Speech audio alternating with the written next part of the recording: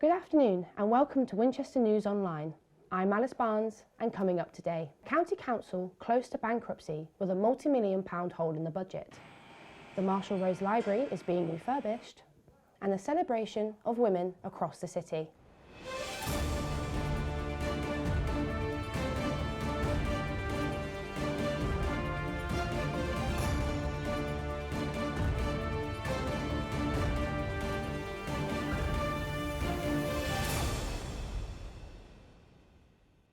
One in 5 councils in England is close to bankruptcy, and sadly Hampshire is one of them. But the council has released a plan to escape its debt. Jacob Rayner tells us more. Hampshire County Council has announced significant cuts in order to fill in the £132 million gap in their budget by next year. As unpopular as some of those decisions may have to be for members, I think that is the financial reality of the situation at the moment. And we're in a place not just at the county but wider across local government where some difficult decisions do need to be made. From bus services and libraries to homelessness support and adult social care. I spoke to the public to see what they thought about the situation. That does make me sad a little bit. I think walking up and down the high street you can often find it seems like the same people out on the street, and it feels like they've been there for years now, and it's like, what's changing? So I think it's outrageous. The utilisation of the assets, in my mind, is very poor, and I wonder if there's better ways of achieving the same goal. I don't think anybody should be cut. It's bad enough without the cuts, and everybody should be looked after, even if they're poor. I spoke to Hampshire Cabinet member Russell Oppenheimer about why the shortfall happened. And the key reason is that we want to keep looking after vulnerable people, older people who've got complex dementia and disabilities, younger people who need to be taken into care or who have special educational needs. These people are really important for us to look after, and the cost of looking after them has gone up. Opposition Council member Peter Shegwin made this statement on the shortfall. The future service consultation is a sham consultation. The decisions have already been made, and the Conservatives are just trying to cater to the public. The only way they can truly have their say is by turning up to the ballot box later this year and for the council elections next year. This issue may be finding a solution now, but it's been raging on since 2022, with a letter being sent to Rishi Sunak from the council about how if finances don't improve, there could be a financial meltdown. The public can continue to voice their opinions on the matters up until the 31st of March, where then it'll be handed to the Hampshire Council Cabinet members, where they will have the final say. Jacob Rayner, WINOL News. A dispute that has lasted years has flared up again after the Lecturers' Union announced plans for a possible strike at the University of Winchester. The university has said it has no choice but to cut the number of staff as it faces a huge deficit. And in an indication of how fractured the relationship has become, the union has issued a vote of no confidence in the management team. Molly Keane reports. The UCU is threatening to strike after Winchester University announced plans to cut up to 40 jobs. The university claims it needs to make cuts due to a structural deficit of £6 million. The uni have said that they have made every effort to save money, but employees are still at risk of losing their jobs. The university says it is trying to save money while maintaining the quality of student education and support, but potential future students are already being affected, with the English language programme being closed and cuts being made to psychology, acting and apprenticeship schemes. The UCU argues that students and staff should not have to suffer because of poor management of money by their leadership. They are now considering submitting a formal dispute with the uni, potentially opening a strike ballot later this month. Speaking to students at the university, they had different concerns about their lecturers potentially striking. Because of the proximity of the strikes to our assignments, I feel like if the lecturers aren't there to support us, we might have our grades negatively affected by it. And the lecturer support's really important for us. I think that the lecturers and people within unions should always fight for what they think is right, and I think that they deserve to be paid fairly and for the hours they put in, so I'm for it, definitely. I think when it comes down to it, we are paying 9k a year for this degree, and if you break it down, it's quite a lot of money for each lecture. So for a strike, of course, if they have to strike, by all means, like, people have to live. But if you break it down, I'd like to get my money's worth this degree. In terms of learning practical things, because I do film production, so having practical lessons like learning the camera, things like that, stuff you need to come in for, if stuff like that is cancelled, it affects how much I learn, like, a lot. So. We are old enough to kind of take responsibility for ourselves, and to be honest, it's what they have to do. If they think it's the right thing, then I absolutely agree. It's annoying. Yeah, like, we pay for an education and we're not getting it. Winchester University refused to comment, and the UCU were unable to get back to us at this time. Feelings are intensifying, and the UCU has announced that it has no confidence in the management. But a solution is still possible, with both sides locked in negotiation. Molly Keane, Winchester News Online. In October, an application was submitted to Winchester City Council to redevelop a large area of land in Badger Farm. But recently, the developers updated their plans to dedicate more land to green space for the public. Morgan Mitchener-Banks explains. Whilst many areas of Winchester have been renovated and refurbished, this quiet corner has been left deserted and barren for years.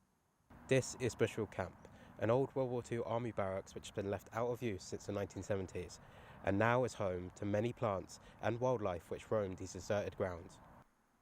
But there are hopes that this site won't stay trashed and destroyed for much longer, with there being plans for the 100-acre space to be turned into a business park, complete with academic accommodation, workplaces and a sports and community hub. As well as this, the developers recently dedicated 60% of their development space to what they call legacy land, which will see the current private land of Bushfield turned into publicly accessible open green space. However, this application has seen a lot of criticism, with the Badger Farm and Oliver's Battery Residents Community Association being one of the biggest critics of the application. They are trying to move it into hotel accommodation and student accommodation. There's lots of student accommodation lying empty, it seems. There's lots of office accommodation lying empty. I don't know how much need we've got for hotels.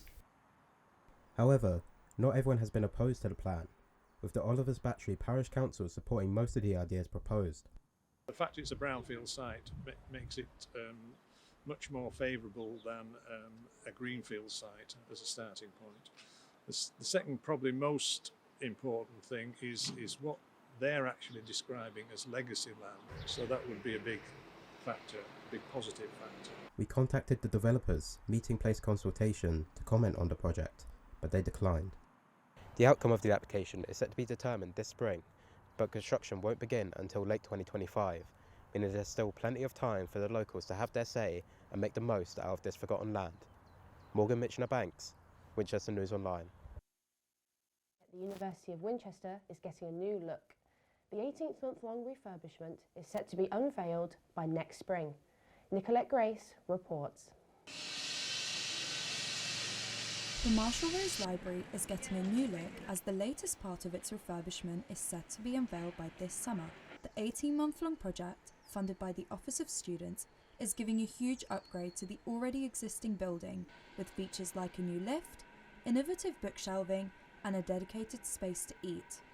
Really, the new part is really, when you get down to the lower level, we're creating a design that's a bit more mature and corporate, so it reflects what you might find in the workplace. So it's about that whole kind of student journey as you work away through the building. The university will also focus on incorporating new concepts into the library's design, similar to the West Downs building, which was made in 2020.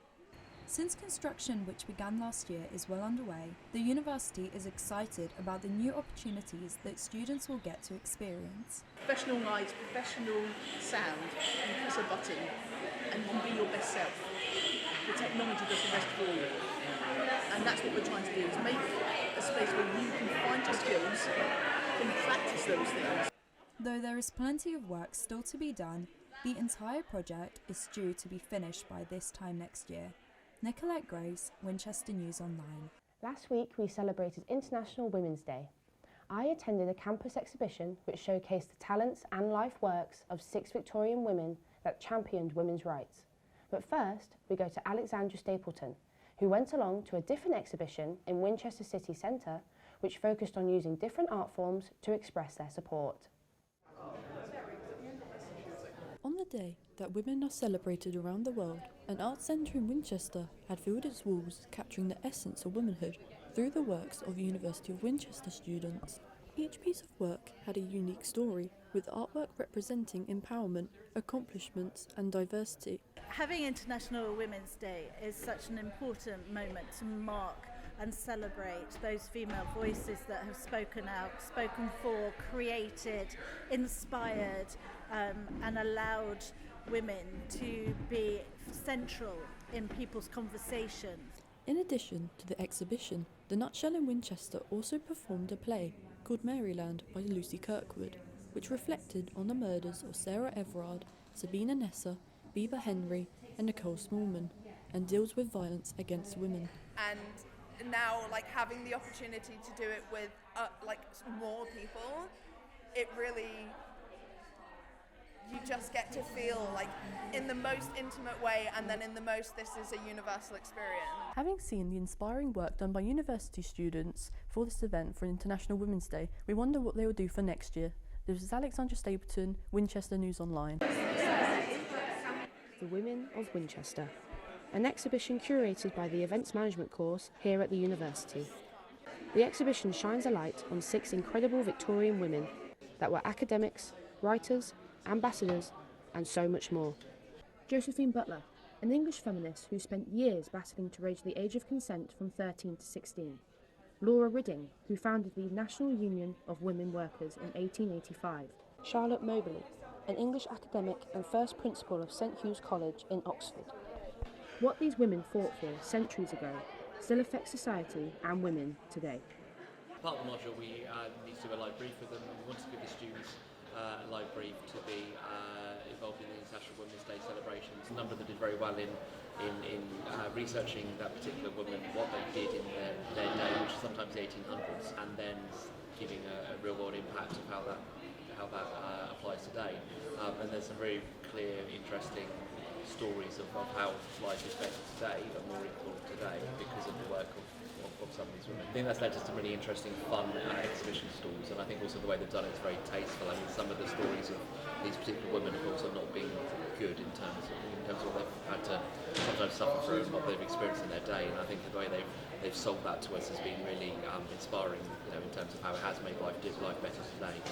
Keep an eye out for what else the university has in store for International Women's History Month. I'm Alice Barnes for Winchester News Online. And that's all we've got time for this week. Thank you very much for watching. Goodbye.